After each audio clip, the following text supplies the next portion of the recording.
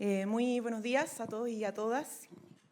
Vamos a contarle un poco del trabajo durante el día de hoy y la semana por parte del Gobierno. Hoy día tenemos una agenda bien intensa de trabajo en relación al área de salud, particularmente el caso de las ISAPRES, en materia de crecimiento y empleo, en materia de probidad y también en materia de seguridad y presencia en regiones. Lo primero es que tuvimos a las 7:30 de la mañana una reunión acá en La Moneda para abordar junto con la ministra de Salud, el ministro de Hacienda, la SECPRES, el Ministerio de Justicia, el avance de la ley corta de ISAPRES, porque efectivamente nos preocupa la lentitud para abordar este tema. Ustedes saben que la crisis de la ISAPRES se debe a años de cobros abusivos a los usuarios, se debe a una extrema judicialización sin querer resolver este tema para los usuarios, valiéndose obviamente de vacíos legales para poder mantener los precios de los seguros privados de salud, en este caso, de las prestaciones de salud, con cobros que no se justificaban. Y producto de eso tuvimos que presentar una ley corta de ISAPRES, que está en el Senado hace meses, una ley que costó bastante elaborar, porque no solamente tenía que buscar poder cumplir el fallo de la Corte Suprema, sino que también garantizar a las y los usuarios de la ISAPRES poder mantener sus prestaciones de salud, garantizarles las compensaciones necesarias a propósito de los años de cobros abusivos y también mantener un grado de estabilidad del sistema en su conjunto, particularmente también del sistema de salud pública y FONASA. En ese sentido, yo quisiera señalar que como gobierno estamos haciendo los esfuerzos para que una parte del contenido de las indicaciones que presentamos a la ley corta de ISAPRES, luego de esperar el informe de la Comisión de Expertos y Expertas que constituyó el Senado, vamos a tratar de que esa parte pueda adelantarse en la ley de reajuste del sector público. ¿Esto por qué? Porque con el último fallo de la Corte Suprema en relación al fallo GES, sabemos que hay una suerte de premura de poder generar algún nivel de tranquilidad para el sistema en relación al deber de cumplir ese fallo. La ministra de Salud lo ha señalado, yo también lo señalé en su momento, estamos viendo que aspecto en concreto de las indicaciones propuestas por el Ejecutivo y la ley corta ISAPRES adelantamos el reajuste, pero probablemente tenga que ver con la suspensión de cobro de los menores de 2 años y el reajuste del ICSA, que poder adelantarlo a los meses de marzo, abril, ¿no?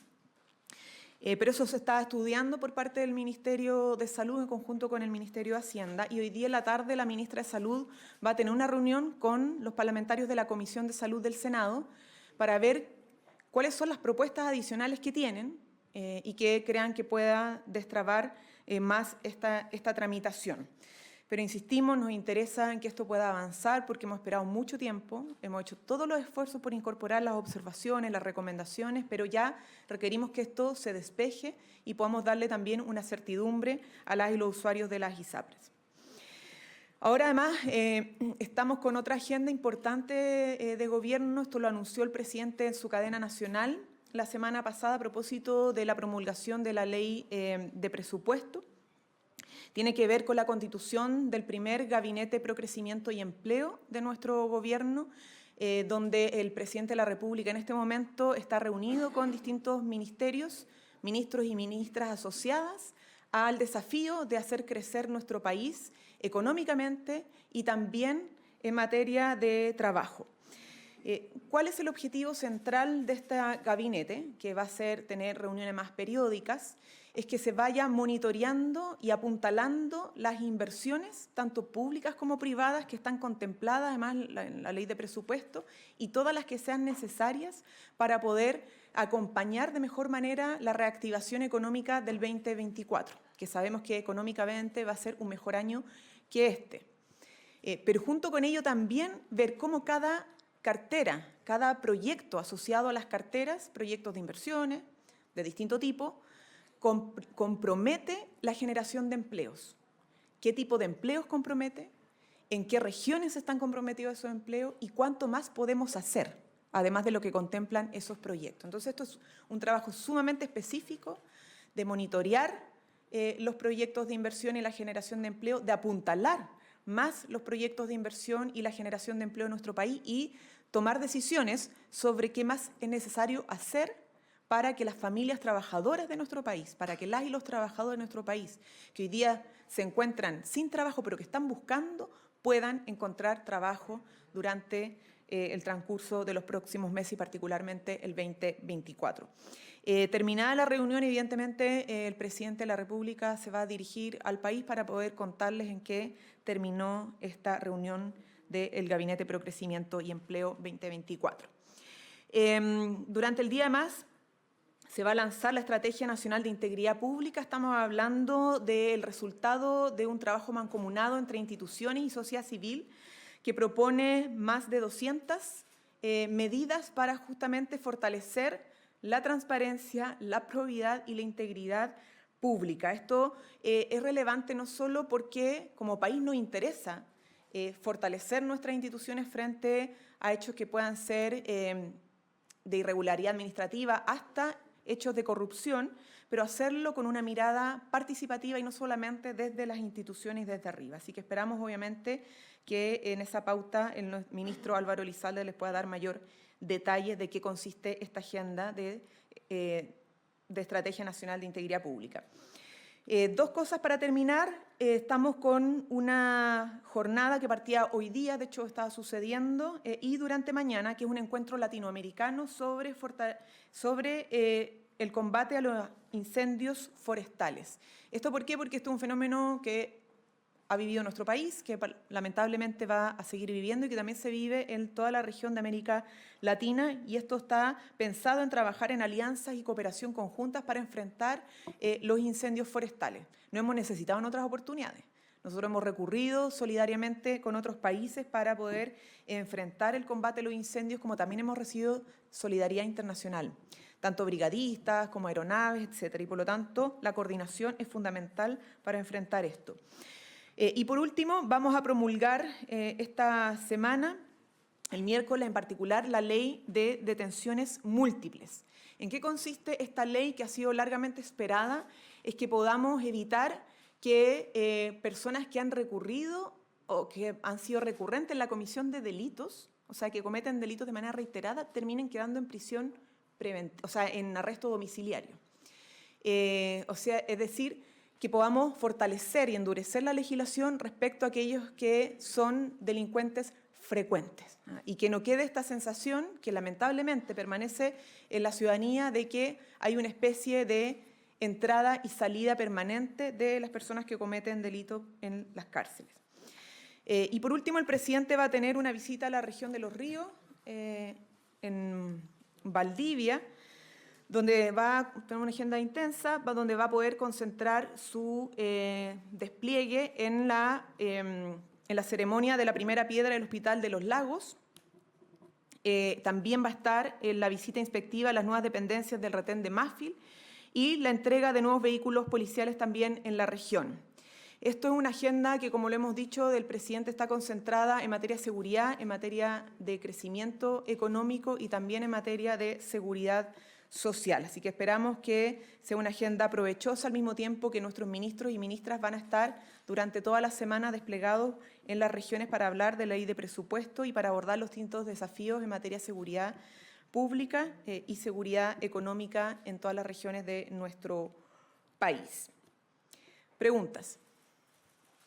Hola, ministra. Ministra, consulta, ¿cómo se retoma la agenda para avanzar en las reformas estructurales que tanto ha insistido el Ejecutivo si hay dos figuras cuestionadas por el caso Convenios, como Miguel Crispi y el ministro Montes? En el oficialismo hablan de críticas desproporcionadas entre ambas figuras, una da Pro Dignidad, otra del socialismo democrático. ¿Provoca incomodidad entre ambos sectores y fue un tema que se abordó en este comité político?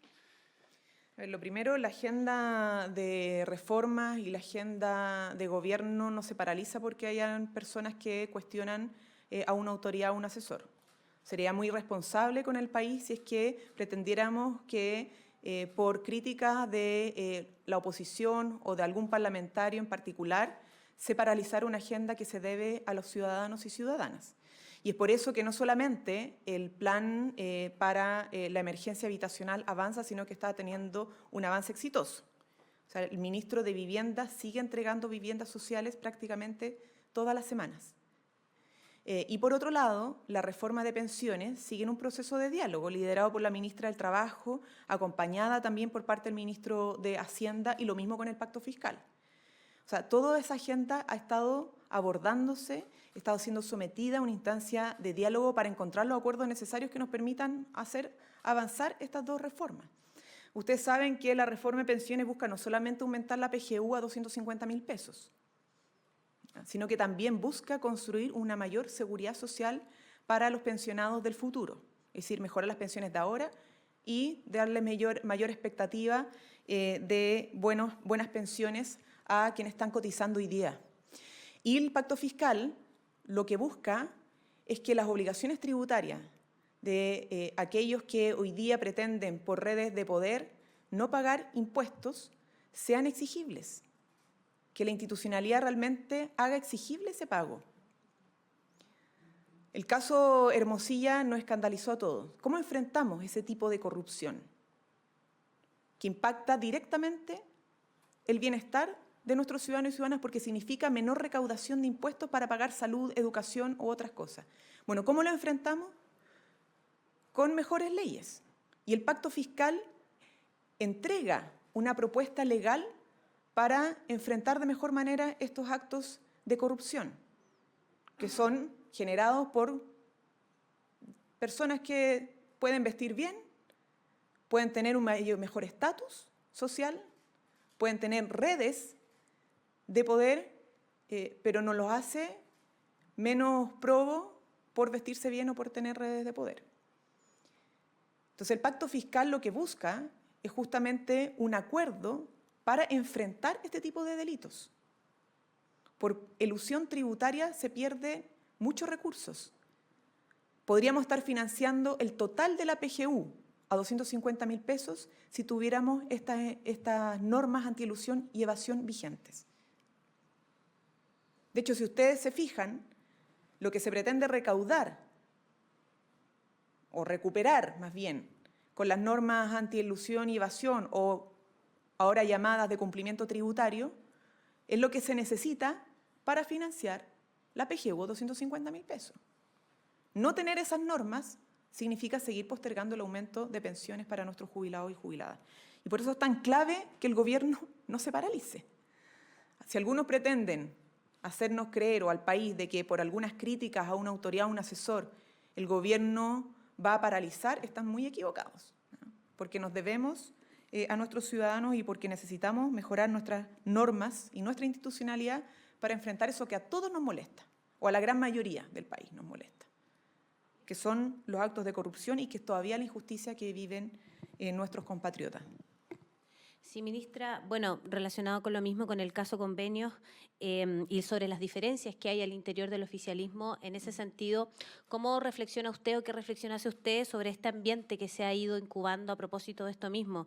Le leo algunas declaraciones de la semana pasada, tal vez que causaron harto rechazo en el oficialismo. Por ejemplo, Eric Aedo, hasta el portero del Mimbu sabía del caso de Democracia Viva, menos el ministro Montes. Iván Flores, senador.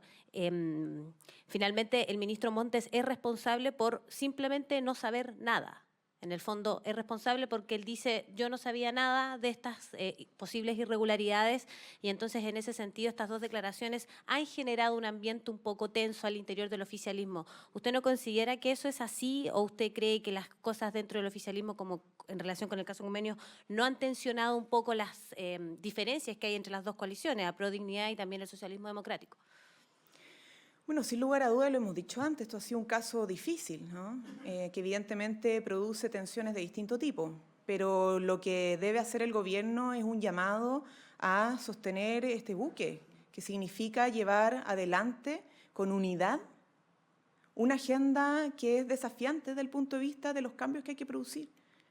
Entonces, no nos distraigamos en simplemente las diferencias o las tensiones, sino que pongamos los esfuerzos en avanzar de conjunto, en sacar adelante los temas que tenemos pendientes todavía.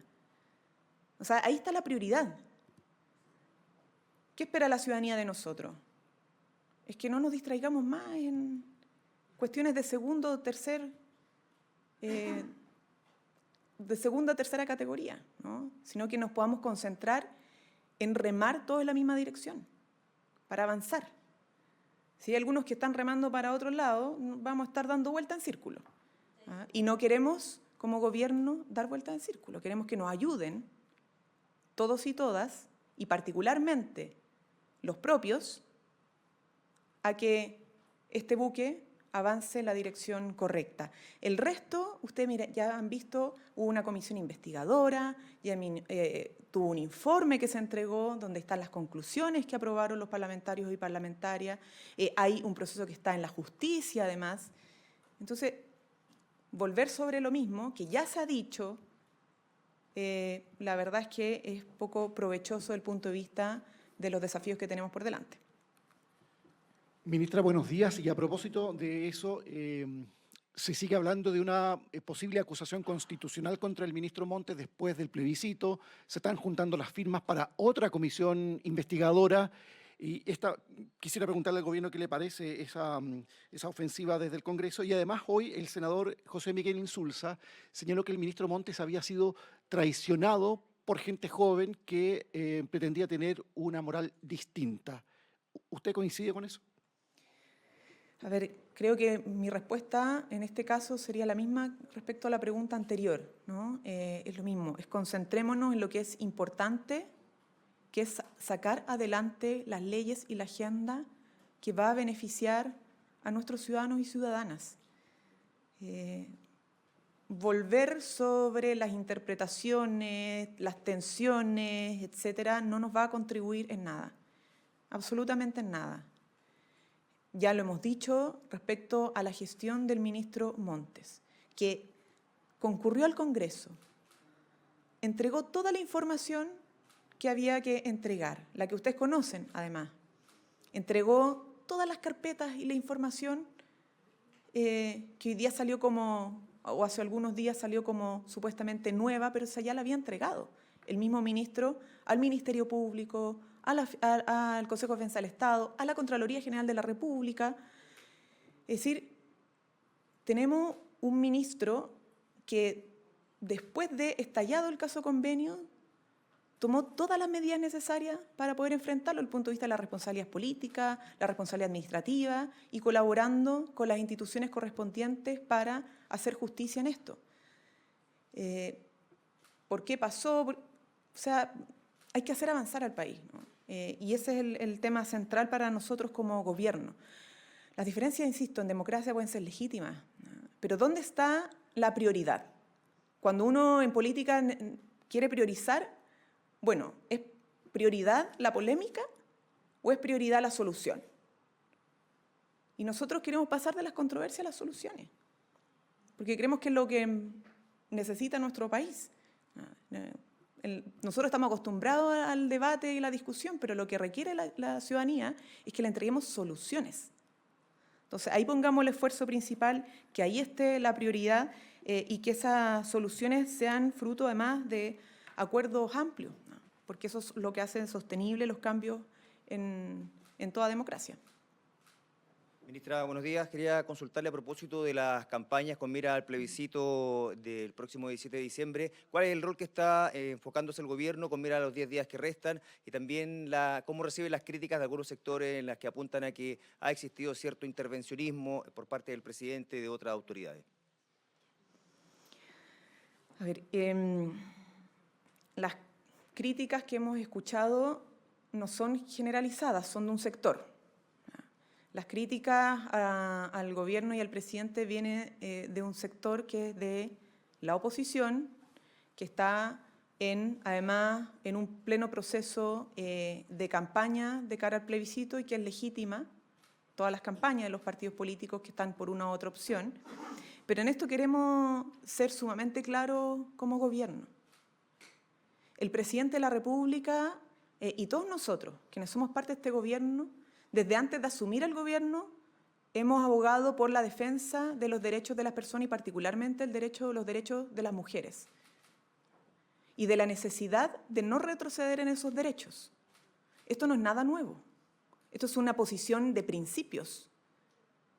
Es lo que ha comprometido nuestro trabajo desde que éramos parlamentarios, incluso antes, como dirigente estudiantil o dirigentes sindicales o de distintos ámbitos.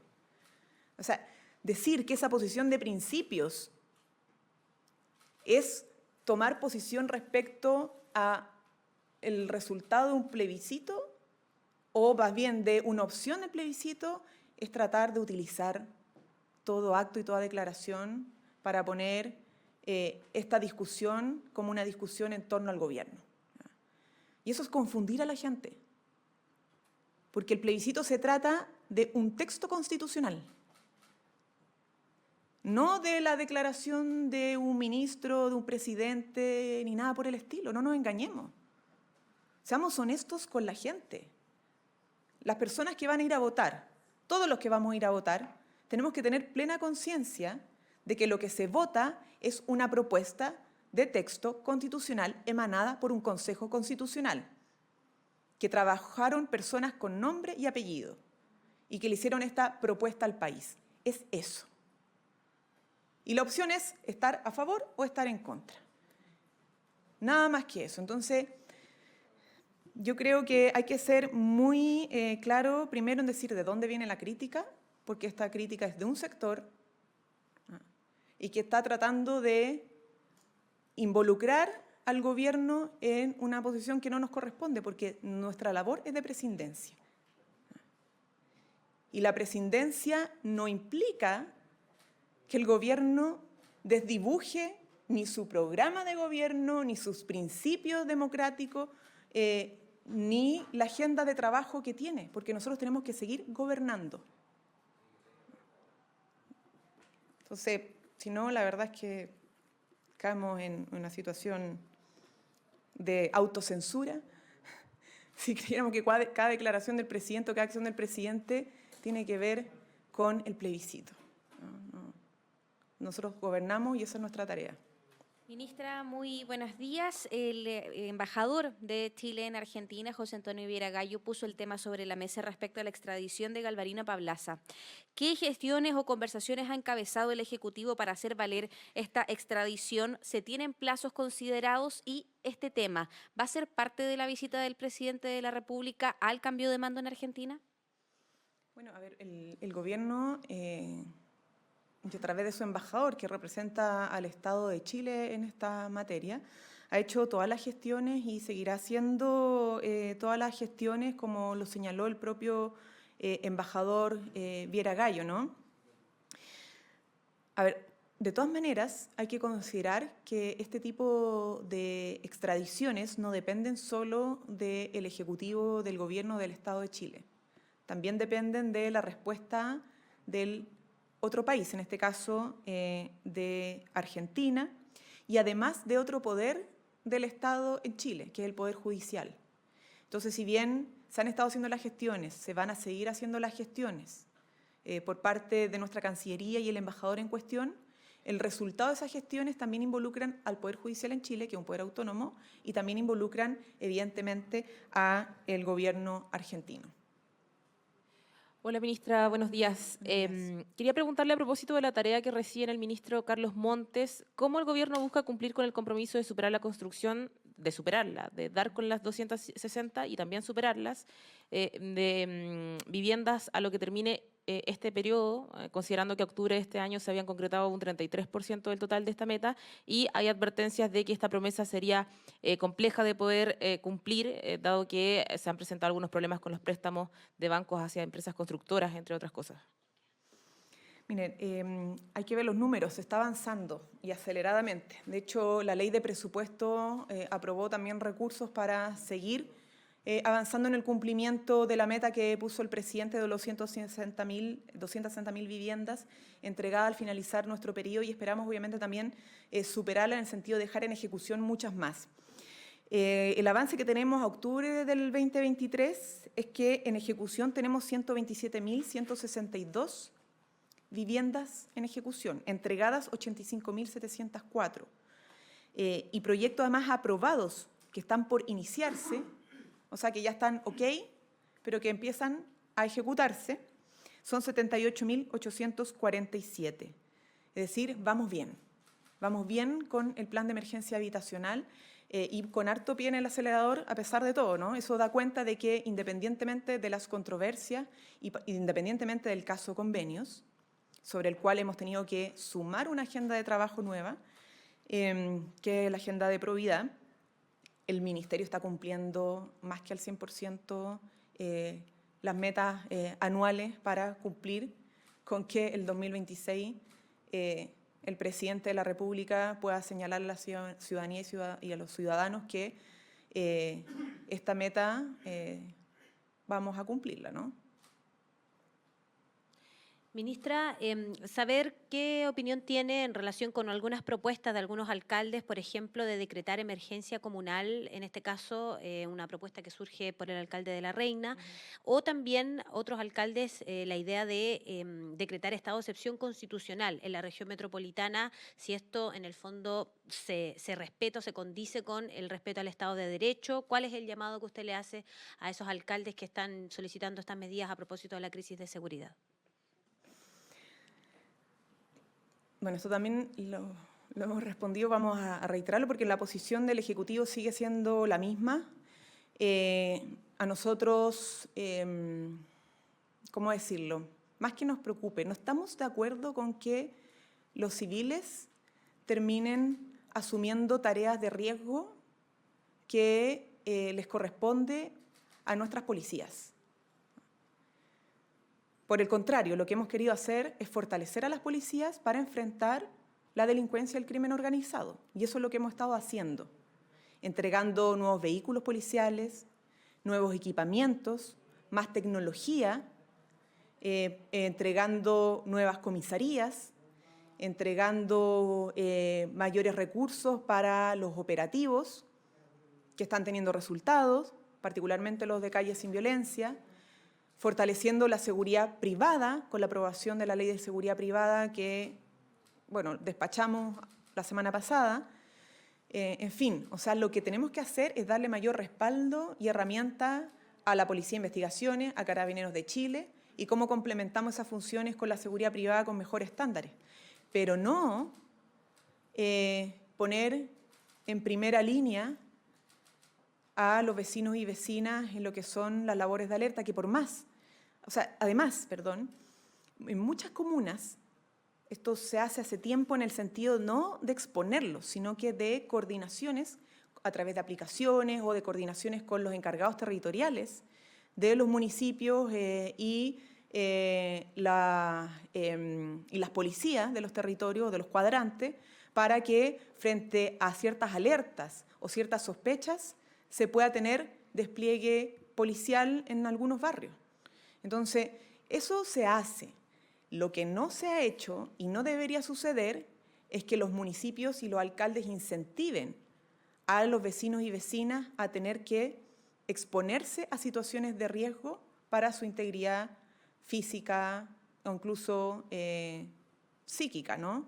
Porque pueden enfrentar situaciones que son de extremo violenta. Entonces, está bien, los municipios tienen autonomía, tienen sus consejos municipales, pero resguardemos lo que son la división de funciones en un Estado de Derecho para enfrentar el crimen organizado y la delincuencia en nuestros barrios.